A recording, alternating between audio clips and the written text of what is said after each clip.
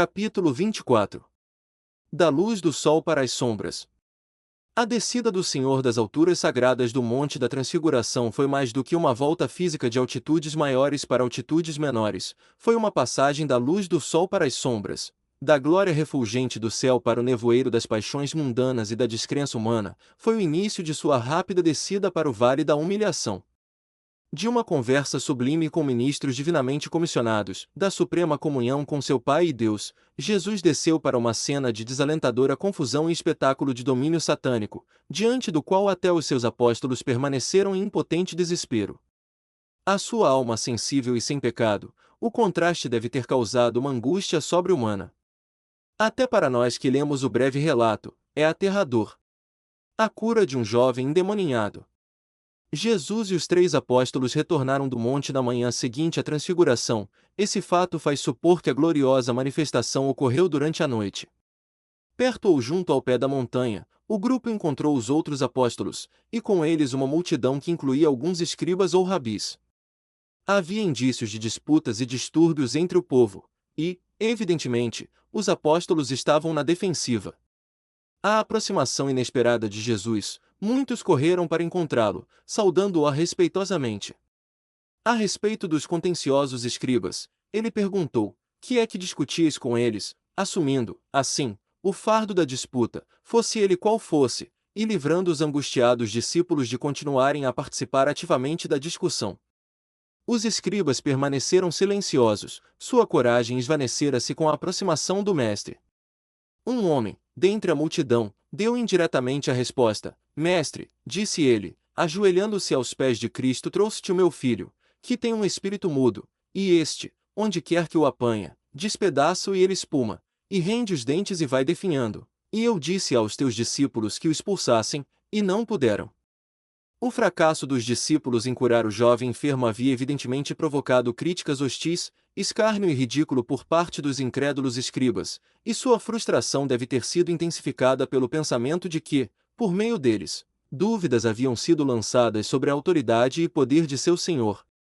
Com o espírito contristado por isso, outro exemplo de carência de fé e consequente falta de poder entre seus servos escolhidos e ordenados, Jesus pronunciou uma exclamação de intensa mágoa: ó geração incrédula! Até quando estarei convosco? Estas palavras, nas quais existe reprovação evidente, conquanto branda e compassiva, foram dirigidas especialmente aos apóstolos, se exclusivamente a eles, ou a eles e aos outros, é fato de menor importância.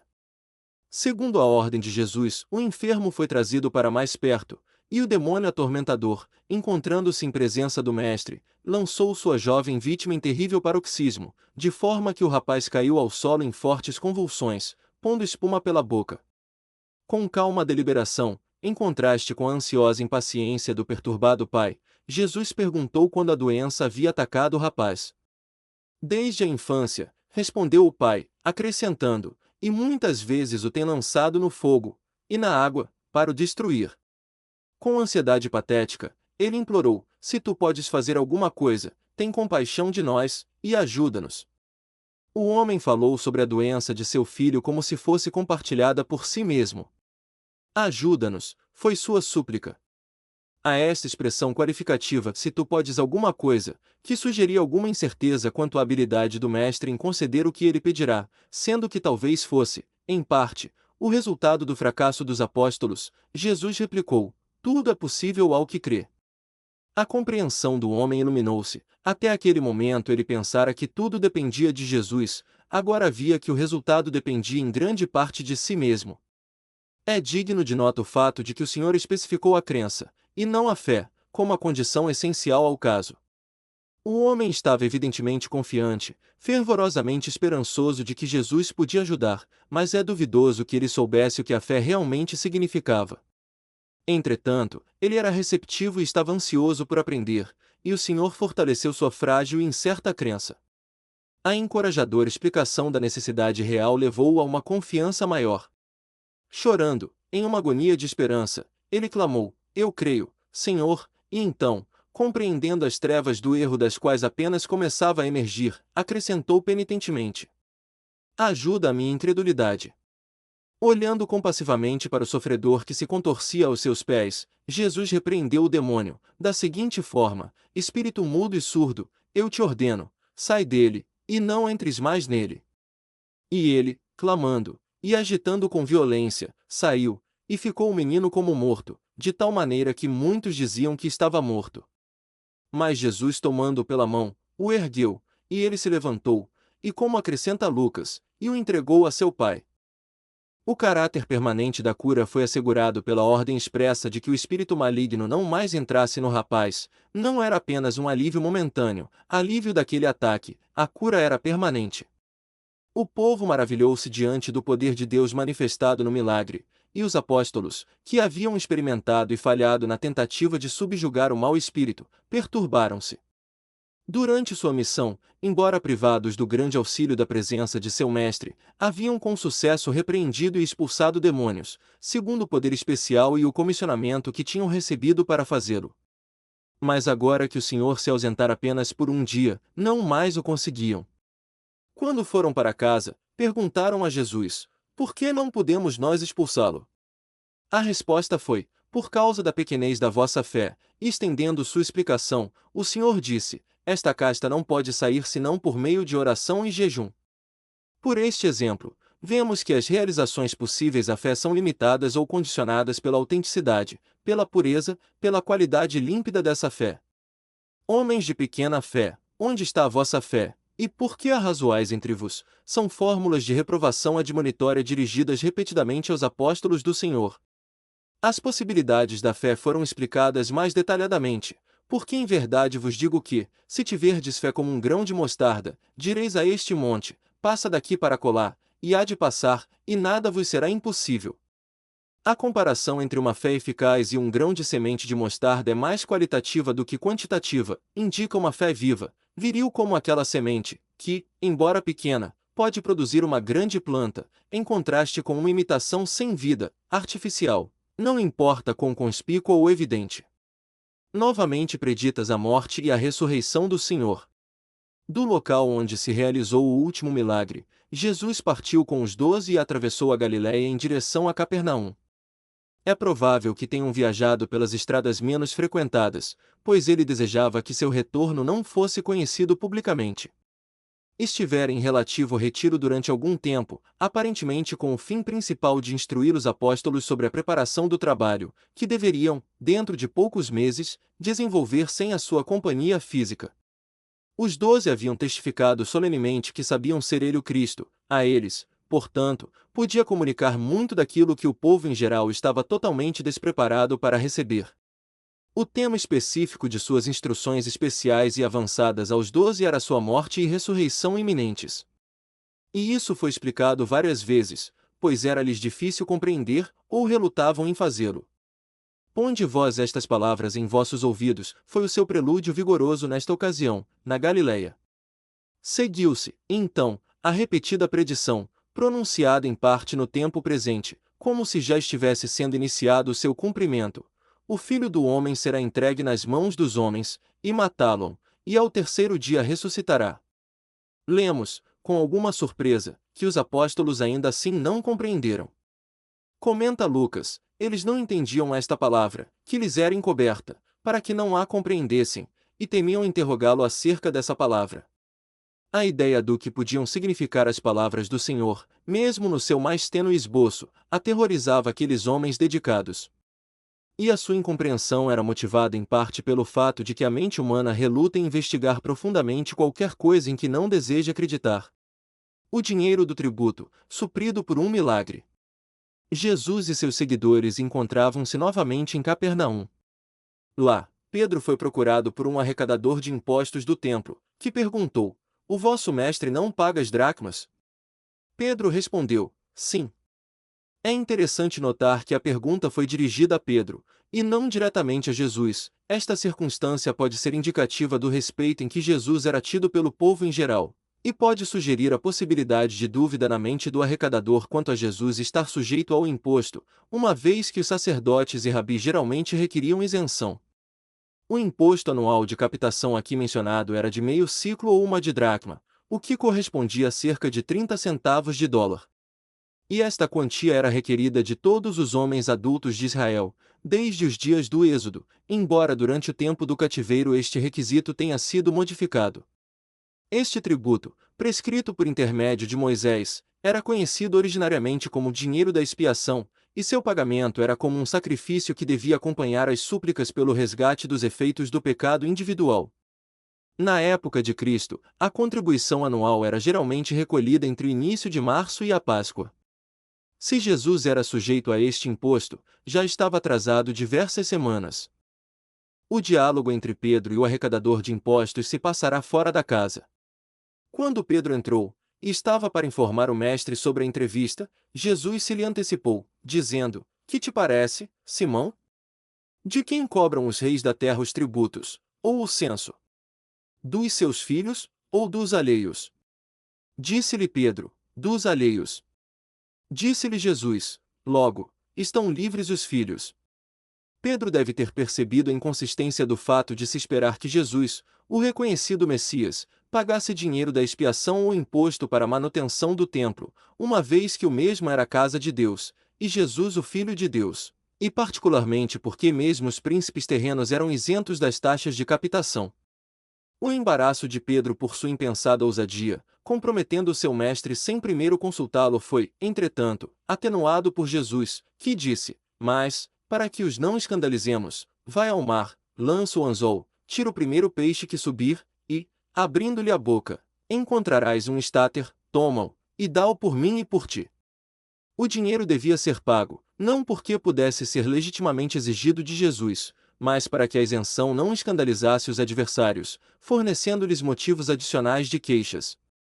A moeda, que Jesus disse que Pedro encontraria na boca do primeiro peixe que mordesse a isca, é mais corretamente designada, pela tradução literal, de estáter, palavra que indica moeda de prata equivalente a um siclo ou 2 dracmas, exatamente a quantia correspondente ao imposto de 2 pessoas.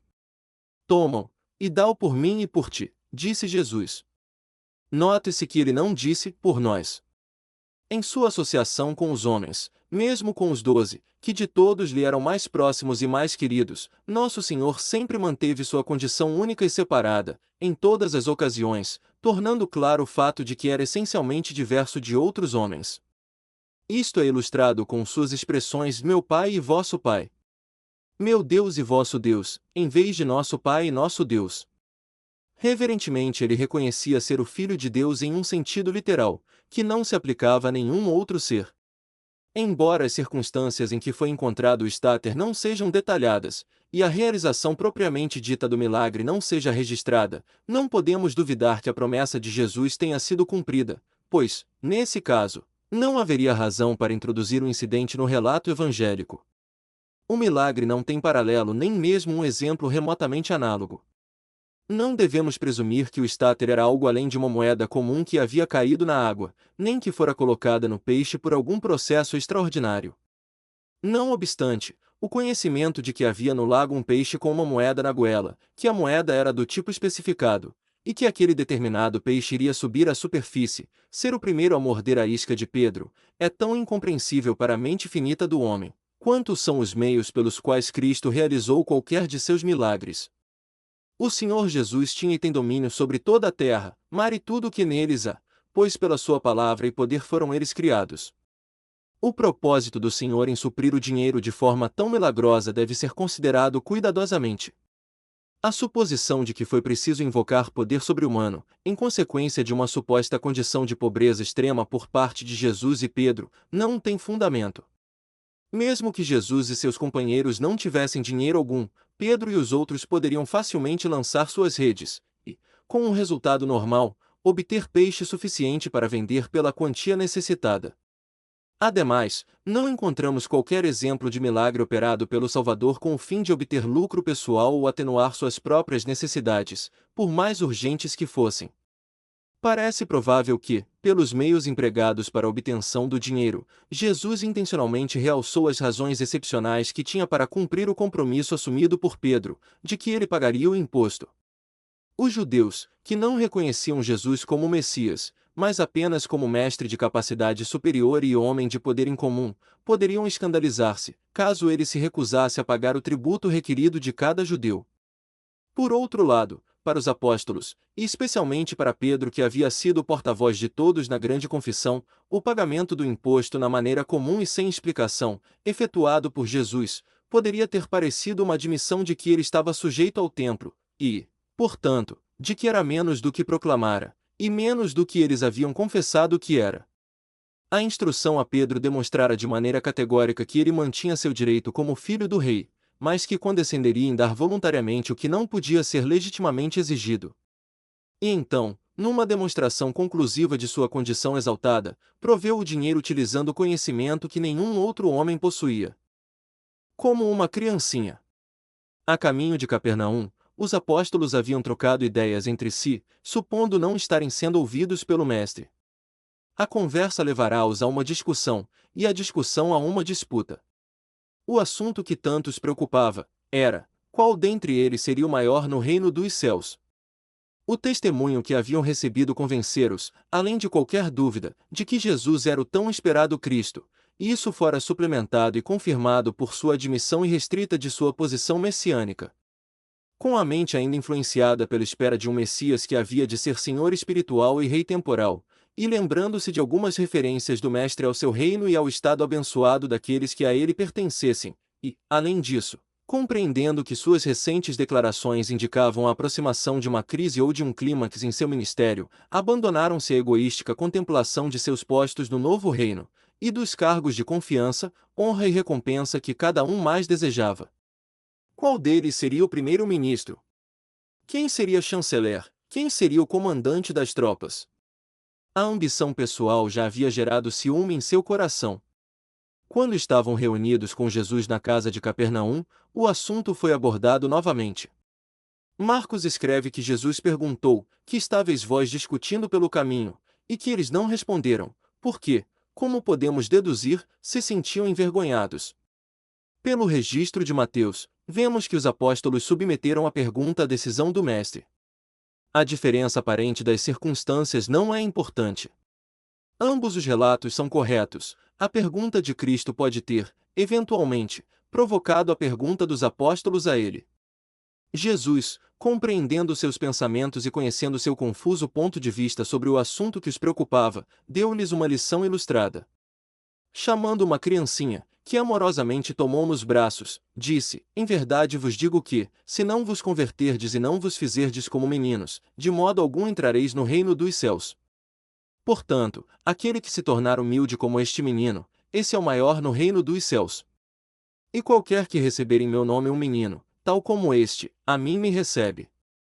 Mas qualquer que escandalizar um destes pequeninos, que creem em mim, melhor lhe fora que se lhe pendurasse ao pescoço uma mó de azenha, e se submergisse na profundeza do mar.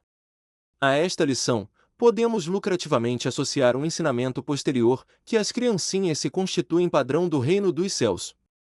Até mesmo os apóstolos necessitavam ser convertidos, seu coração, pelo menos em parte, estava desviado de Deus e de seu reino, com respeito ao assunto em questão. Precisavam aprender que a humildade genuína é um atributo essencial à cidadania na comunidade dos abençoados, e que o grau de humildade determina o que possa existir no reino, semelhante a graduações, pois lá, o mais humilde será o maior. Cristo não desejava que seus representantes escolhidos se tornassem infantis, muito pelo contrário, tinham que ser homens de coragem, força e poder, mas desejava que se fizessem como crianças. A distinção é importante. Aqueles que pertencem a Cristo devem ser como criancinhas em obediência, sinceridade, confiança, pureza, humildade e fé. A criança é um crente ingênuo, espontâneo e confiante. Por outro lado, o indivíduo infantil é descuidado, tolo e negligente. Note-se o conselho de Paulo, contrastando essas características: irmãos, não sejais meninos no entendimento, mas sede meninos da malícia e adultos no entendimento. As crianças, como tais, e as crianças como símbolo de adultos que são verdadeiros crentes, estão intimamente associadas nesta lição. Quem quer que fira, isto é, faça tropeçar ou desviar-se uma dessas crianças de Cristo, incorre em culpa tão grave, que seria melhor morrer, mesmo que violentamente, antes de assim pecar. Estendendo-se sobre ofensas, ou causas de tropeço, o Senhor continuou: ai do mundo, por causa dos escândalos, porque é inevitável que venham escândalos, mas ai do homem pelo qual vem o escândalo. Depois, repetindo algumas das preciosas verdades contidas no seu memorável Sermão da Montanha, insistiu em que se vencessem as tendências iníquas, a custo de qualquer sacrifício. Pois é melhor que um homem sofra uma intervenção cirúrgica, mesmo que perca mal, um pé ou um olho, do que o seu corpo todo ser envolvido e sua vida perdida. É importante, portanto, cortar, arrancar ou extirpar de sua alma as paixões malignas, que, permanecendo, certamente conduziriam o homem à condenação.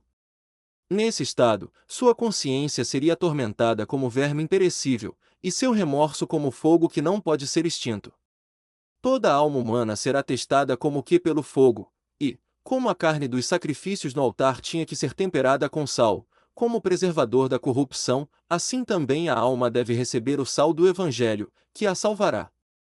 E esse sal deve ser puro e poderoso, não uma mistura suja de preconceitos herdados e tradição não autorizada que já perdeu qualquer poder de salgar que possa ter um dia possuído. Tende sal em vós mesmos, e paz uns com os outros, foi a admoestação do Senhor aos 12. O Senhor deu aos apóstolos este aviso solene e profunda declaração de fato: vede, não desprezeis a qualquer destes pequeninos, porque eu vos afirmo que os seus anjos nos céus veem incessantemente a face de meu Pai Celeste. A missão do Cristo foi apresentada como sendo a de salvar aqueles que estão temporariamente perdidos, e que, a não ser pelo seu auxílio, estariam perdidos para sempre. Elucidando o significado de suas palavras, o mestre apresentou uma parábola que conquistou lugar entre os tesouros da literatura mundial. A parábola da ovelha perdida. Que vos parece? Se algum homem tiver 100 ovelhas, e uma delas se desgarrar, não irá pelos montes, deixando as 99, em busca da que se desgarrou? E, se porventura achá-la, em verdade vos digo que maior prazer tem por aquela do que pelas 99 que se não desgarraram. Assim, também, não é a vontade de vosso Pai, que está nos céus, que um destes pequeninos se perca. Destaca-se nesta efetiva analogia o propósito de salvação de Cristo. Ele é verdadeiramente o Salvador. O pastor é apresentado abandonando as 99, no pasto ou no curral, sem dúvida alguma em segurança, enquanto ele vai sozinho às montanhas para buscar aquela que se havia extraviado. Encontrar a ovelha perdida dá-lhe mais alegria do que saber que as outras estão seguras. Em uma versão posterior desta esplêndida parábola, dirigida aos fariseus e escribas em Jerusalém, o mestre disse o seguinte sobre o pastor, ao encontrar a ovelha perdida. Achando-a, a põe sobre seus ombros, gostoso, e, chegando a casa, convoca os amigos e vizinhos, dizendo-lhes: alegrai-vos comigo, porque já achei a minha ovelha perdida. Digo-vos que assim haverá alegria no céu por um pecador que se arrepende, mais do que por 99 justos que não necessitam de arrependimento. Muitos são os que se maravilham por haver maior regozijo pela reconquista de uma ovelha extraviada, ou pela salvação de uma alma que estava praticamente perdida, do que pelas muitas que não haviam corrido tal perigo. As 99 que estavam seguras no curral eram para o pastor motivo de alegria constante. Mas ele recebeu uma nova dose de felicidade, mais vívida e mais forte em consequência de sua dor recente, quando a ovelha perdida foi trazida de volta ao rebanho. Em um capítulo mais adiante, recorreremos a esta parábola, juntamente com outras de importância análoga. Em meu nome. Continuando a lição ilustrada pela criancinha, Jesus disse: qualquer que receber este menino em meu nome recebe-me a mim, e qualquer que me receber a mim, recebe o que me enviou, porque aquele que entre vós todos for o menor, esse mesmo é grande. Pode ter sido a referência de Cristo aos feitos realizados em seu nome que levou João a aparteá-lo neste ponto. Mestre, vimos um que em teu nome expulsava os demônios, e lhe o proibimos, por que não te segue conosco? E Jesus lhes disse: não o proibais, porque quem não é contra nós é por nós.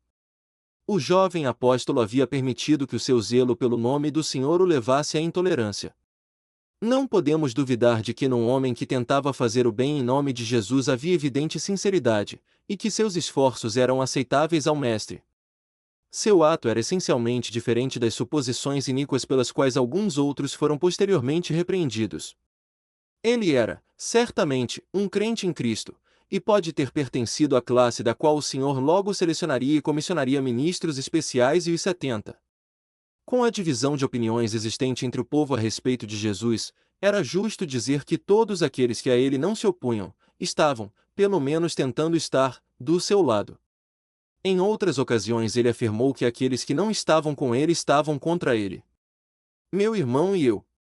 O método apropriado de ajustar as diferenças entre os irmãos e os princípios fundamentais da disciplina da Igreja foi assunto de instrução aos 12. O primeiro passo está assim prescrito: se teu irmão pecar contra ti, vai e repreende-o entre ti e ele só. Se ele te ouvir, ganhaste a teu irmão.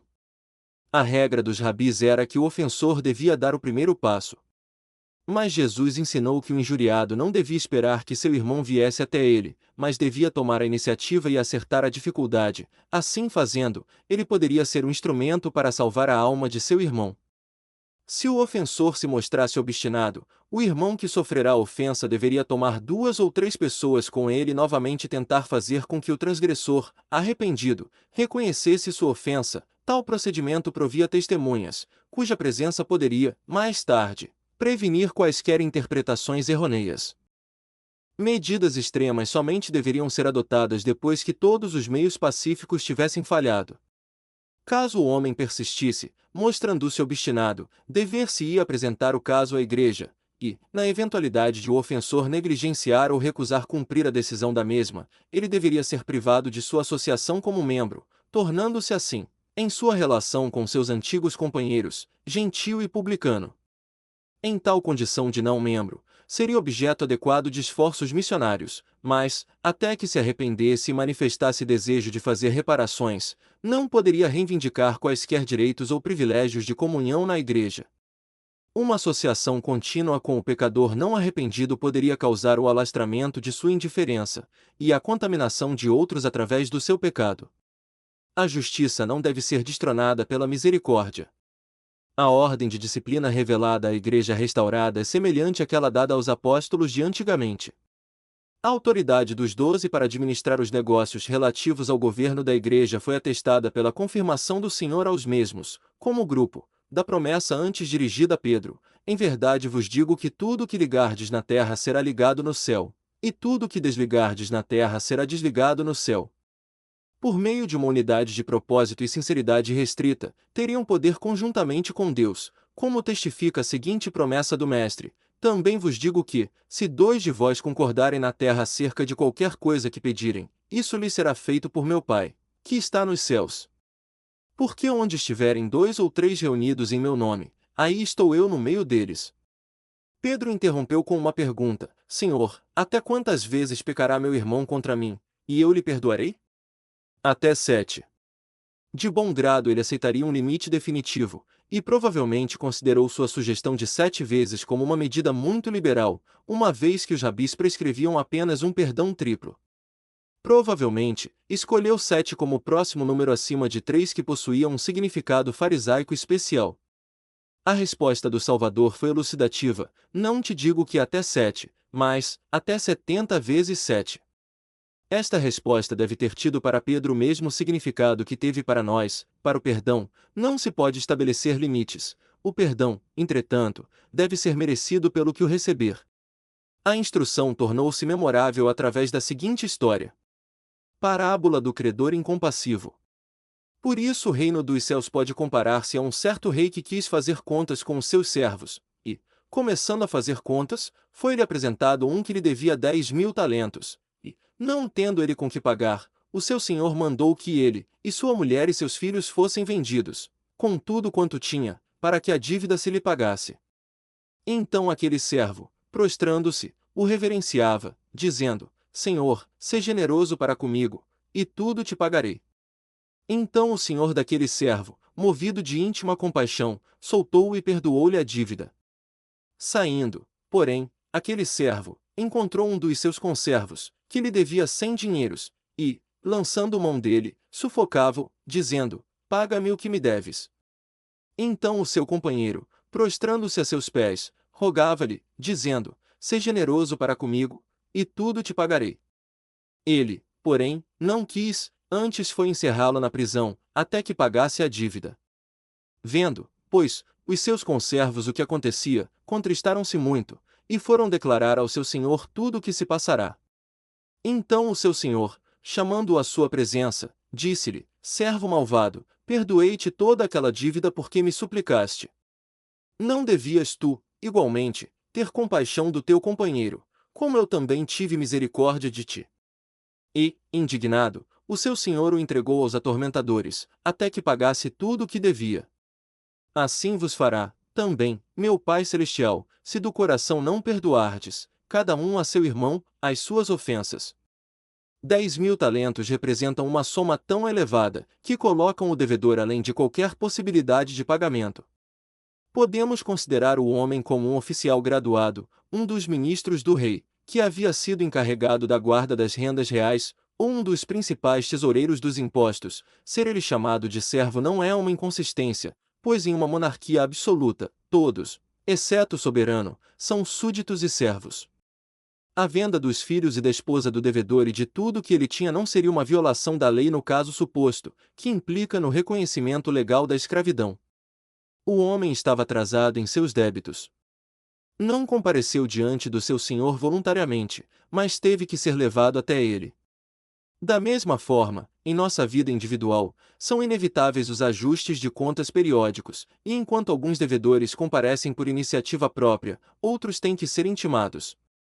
Os mensageiros que entregam a citação podem ser adversidade, doenças, a aproximação da morte.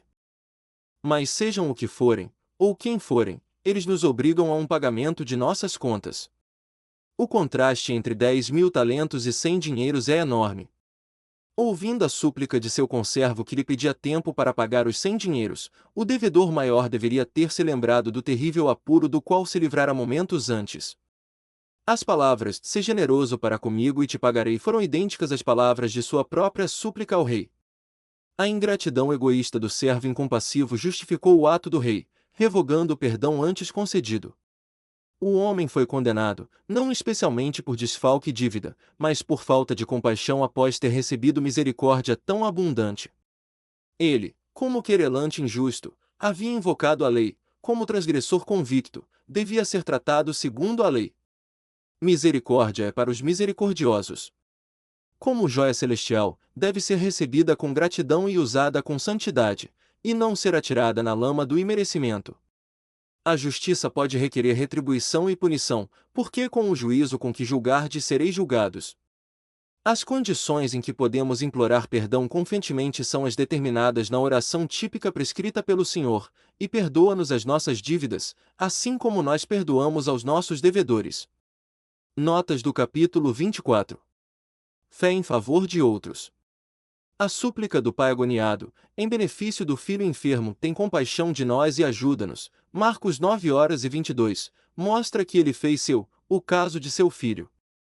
Lembramo-nos aqui da mulher cananita, que implorou a Jesus que tivesse misericórdia dela, embora fosse sua filha que estivesse doente. Mateus 15:22, pág 343 deste livro. Nesses casos, a fé foi exercida por outros, em favor dos sofredores. O mesmo aconteceu com o centurião que suplicou por seu servo, e cuja fé foi especialmente elogiada por Jesus. Mateus 8:5-10, página 243 deste livro, e com Jairo, cuja filha estava morta. Lucas 8:41, 42, 49, 50, página 306 deste livro, e com muitos outros que levaram seus parentes e amigos debilitados a Jesus, e suplicaram por eles.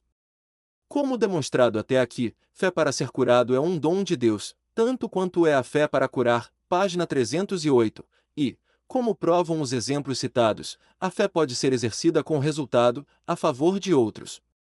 A respeito da ordenança de administração aos enfermos, pela unção de óleo e pela imposição das mãos, como autorizadamente estabelecido na Igreja de Jesus Cristo restaurada, os elderes que oficiam devem incentivar a fé em todos os crentes presentes, para que ela seja exercida em benefício do sofredor.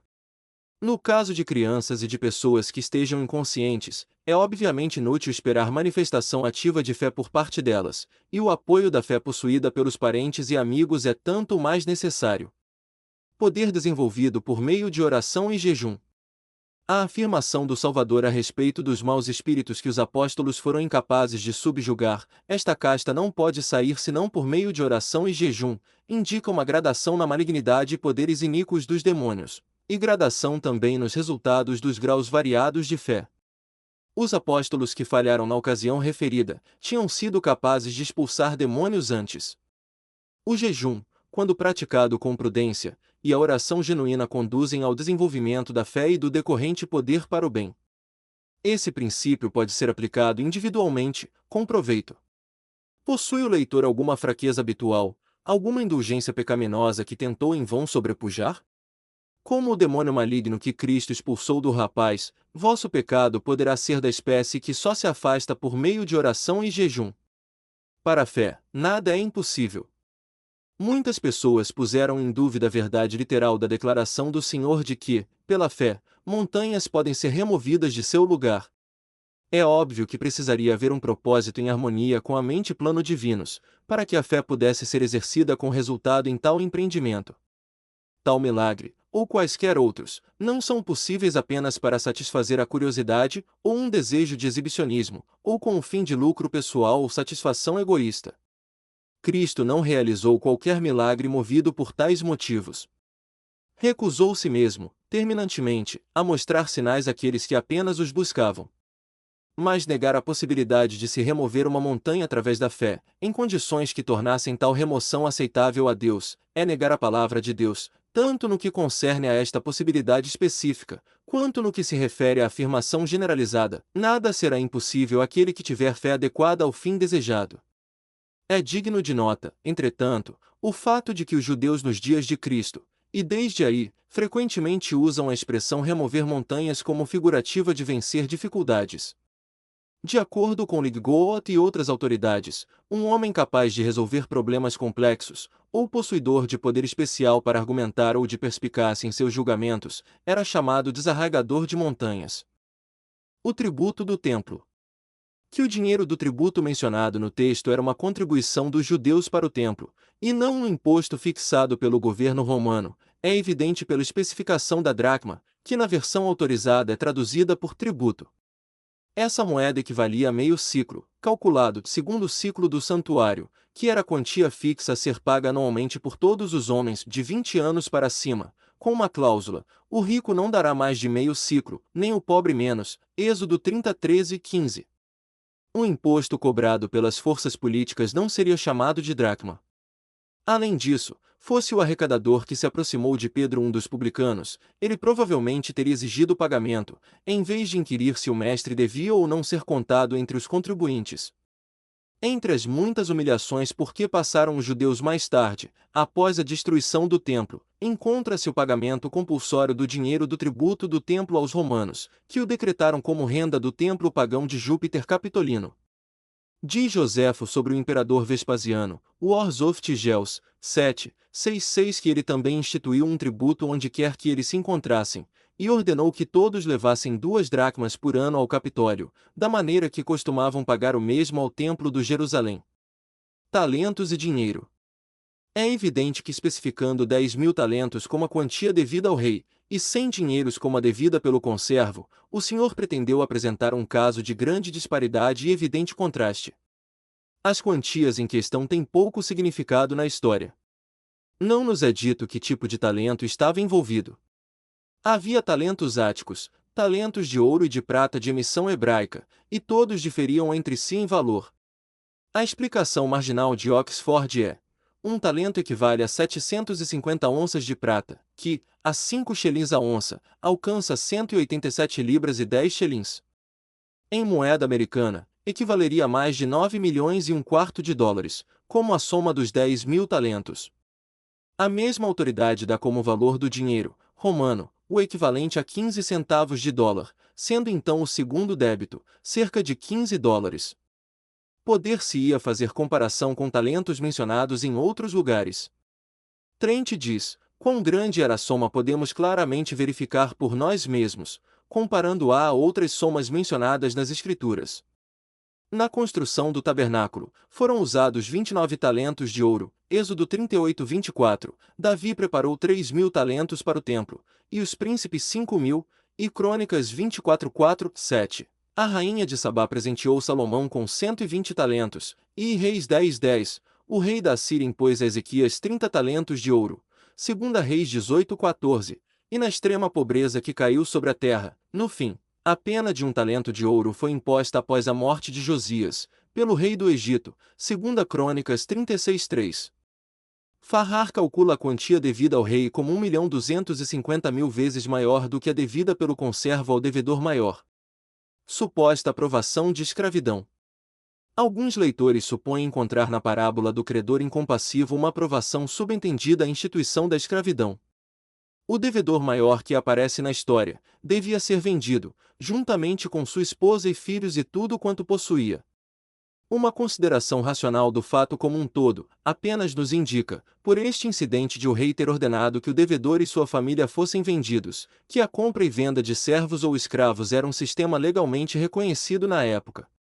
O propósito da parábola não foi, nem mesmo remotamente, endossar ou condenar a escravatura ou qualquer outra instituição social.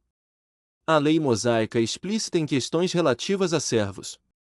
O anjo do Senhor, que trouxe a Agar a mensagem de encorajamento e bênção, respeitou a autoridade de sua senhora. Gênesis 16:8, 9. Na época apostólica, as instruções foram viver retamente sob a lei secular, e não rebelião contra o sistema. Efésios 6:5, Colossenses 3:22, e Timóteo 6:1-3, e Pedro 2:18. O reconhecimento de costumes, instituições e leis estabelecidos, e a adequada obediência aos mesmos, não implica, necessariamente, em aprovação individual. O Evangelho de Jesus Cristo, que regenerará a terra, prevalecerá, não com ataques revolucionários aos governos existentes, nem pela anarquia e violência, mas por meio do ensino do dever individual e da difusão do espírito de amor. Quando o amor de Deus encontrar lugar no coração da humanidade, quando os homens amarem ao próximo desinteressadamente, então os sistemas sociais e os governos serão organizados e funcionarão de maneira a assegurar o bem maior ao número máximo de pessoas. Até que os homens abram seu coração para receber o Evangelho de Jesus Cristo, a injustiça e a tirania, a servidão e a escravatura, de uma forma ou de outra existirão com certeza. As tentativas de extirpar as condições sociais que se originam do egoísmo individual serão inúteis, enquanto o egoísmo tiver campo para florescer e propagar-se.